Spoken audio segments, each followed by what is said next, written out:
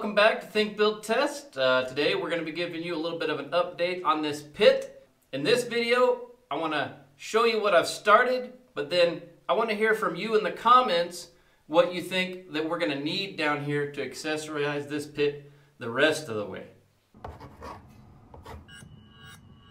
Don't do that. Let's talk about the pockets. Our first pocket, I went and did a pegboard.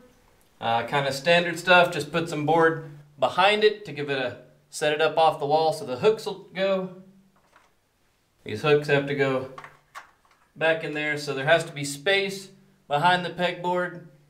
That's nothing new, but anyway, I bought a cheap pegboard kit from Amazon. What I was looking for was some little boxes, because when you're taking things apart underneath your vehicle, you need to be able to take your screws and sort them out and maybe take a Sharpie and label stuff. That's the thought of this pocket.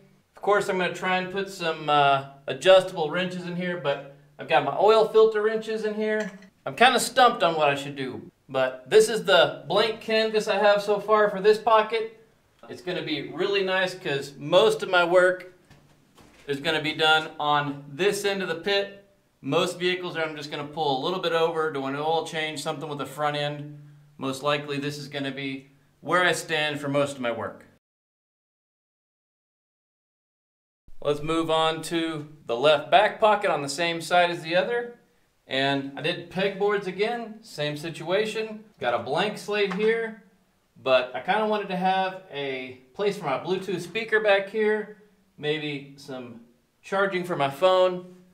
If I was to set that up here, it kind of works. While I'm down here, I can jam out, watch some YouTube as I'm going, I don't know. I can jam out to some Mikey music.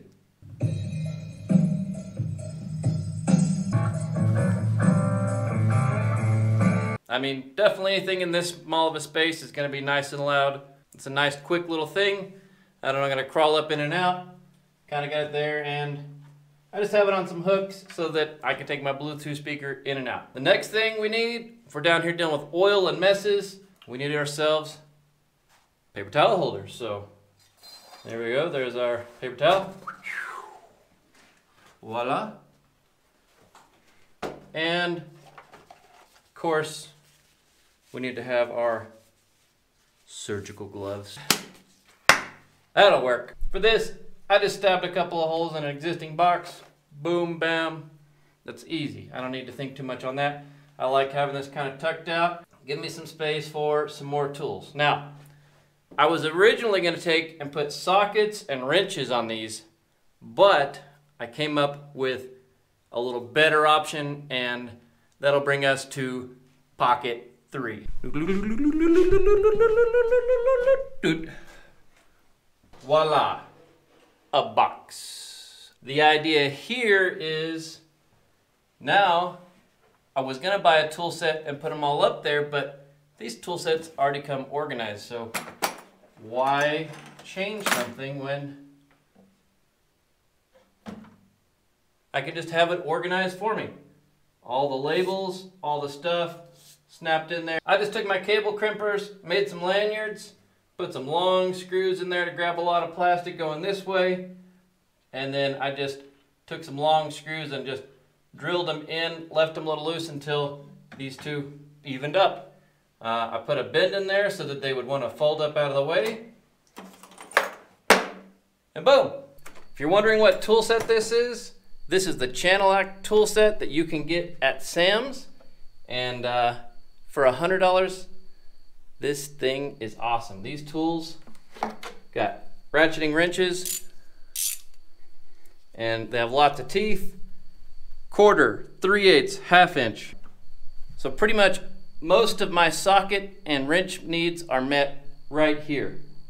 If I need some larger wrenches, I'll have to see what kind of stuff I commonly use, and I'll bring some out of a set down here to put on the pegboards. That's all I have for this pocket for right now, but I have this space so I can put something heavier over here than I could on the pegboards. So this will be a good space for maybe something heavier in the future. Now, that was crazy. Craziness. What could possibly be on pocket number 4?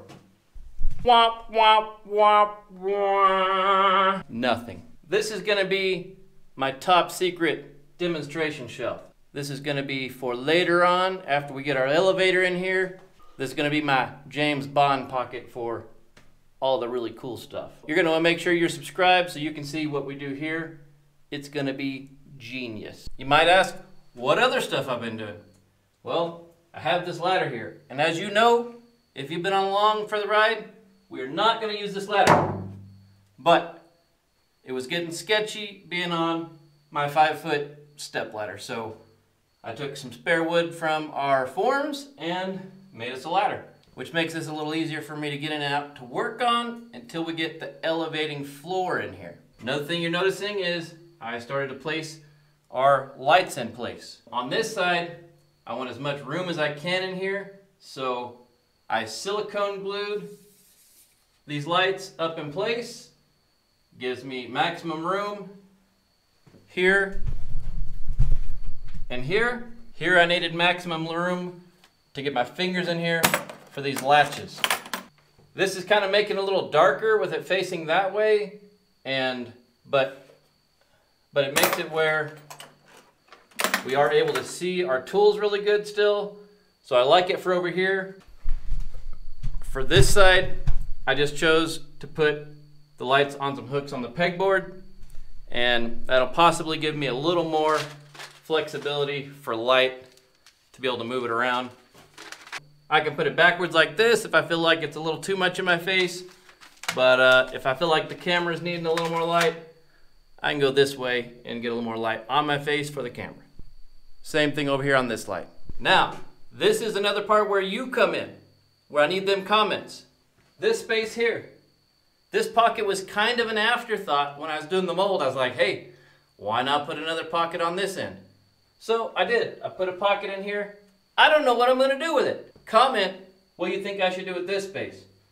We're about 4.5, 5 inches deep and about 20 inches by 36 inches, so what can go here? Some ideas I was kind of thinking about was maybe some extension cords, but I don't know if I need extension cords because I have outlets so close to everywhere in the rest of the places. I didn't plumb any power here, so power's out for this pocket. The floating floor will cut anything off. One thing I noticed when I was working on my transmission and I was bringing parts down, that I needed a place to start putting some parts. So I'm thinking about, for partial of this, maybe have a little top board that flips down for parts and sorting. Maybe I need 2 of those boards. Let me know in the comments, what should I do with this space? Maybe some little shelves for oil filters and parts, common parts that I need to replace. I don't know. That being said, about part storage. Now I am gonna have shelving back here that's gonna have my hydraulics, my batteries, my vents, my accessories to make this pit work. So there's probably gonna be a little more storage space for parts back here. Think about what I need instant access for at the front. Another thing I've been up to, we wanted to make this pit visually aware that we have a tripping hazard and a death hazard here. So we got some death hazard caution tape all the way around so that we're not backing up into this. Another thing we did, so that we'd have to stop walking around this or not very OSHA approved jumping over this pit, I took some of the scrap wood, put some foam on here. So now we have a couple of crosswalks, a little thing to catch ourselves on until we get that new floor in here that's going to be flush while we're doing our daily working.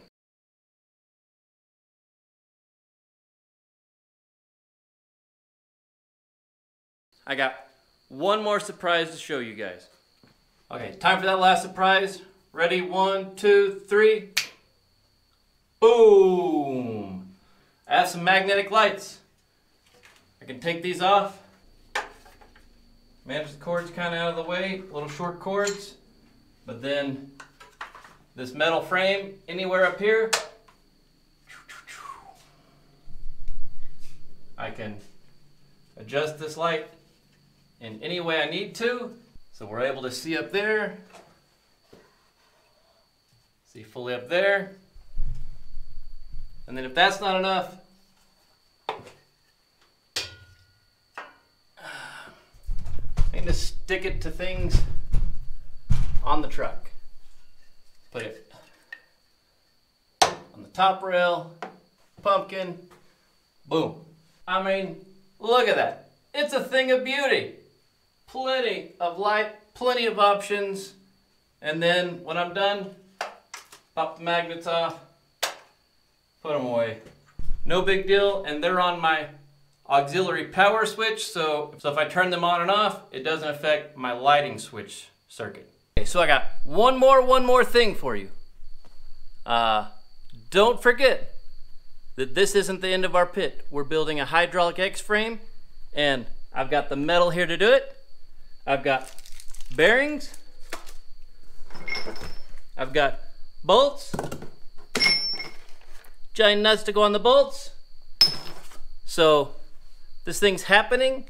Make sure you're subscribed to see it, and we'll see you on the next video. Today is the day I'm making a change, building things different, making things better.